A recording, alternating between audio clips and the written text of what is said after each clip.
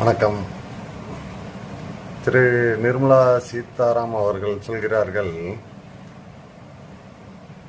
இந்துக்கள் எல்லோரும் மகாபாரத காலத்தில் விறகடுப்பில் தான் சமைச்சாங்க. அதுபோல் நீங்கள் எதுக்கு கேஸ் எதிர்பார்க்குறீங்க? எல்லாம் விறகடுப்பில் சமைச்சு இந்துக்களாக மாற வேண்டியதானு ஒரு வார்த்தையை சொல்கிறாங்க.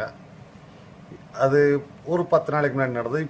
இப்போ வந்து பார்த்தீங்கன்னா, நேற்று தமிழக அரசுக்கு ஒரு கடிதம் மத்தியிலிருந்து நிதியமைச்சர்னு போட்டு எழுதியிருக்காங்க. விவசாயிகளுக்கு எந்த சலுகையும் கொடுக்கக்கூடாதுன்னு எழுதியிருக்காங்க. இப்போ அவங்களுடைய புத்தி என்னன்னு புரிஞ்சுக்குங்க, எண்ணம் என்னன்னு புரிஞ்சுக்குங்க. இன்னொருத்தர் தமிழ்நாட்டுக்காரர் வந்து மூரியம் பேரை வச்சவர் மத்திய அமைச்சர்னு சொல்லிட்டு இருக்காரு.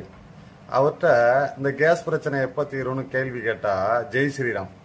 அவர்கிட்ட என்ன கேள்வி கேட்டாலும் வாழ்க்கையில் இது வரைக்கும் வாயை திறந்து எதுவுமே சொன்னதில்லை. ஜெய் ஸ்ரீராம் ஜெய் ஸ்ரீராம். அது ஒரு நாளைக்கு ஏதாவது ஒரு 1000 தடவை சொல்லணும்னு சொல்லியிருப்பாங்க போல.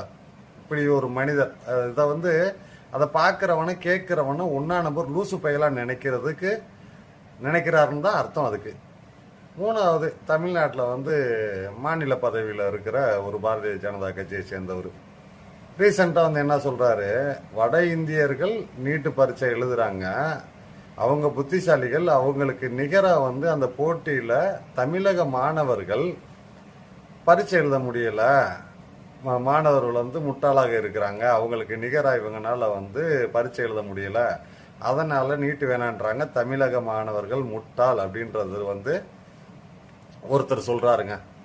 இதெல்லாம் மனசில் வச்சுக்கோங்க.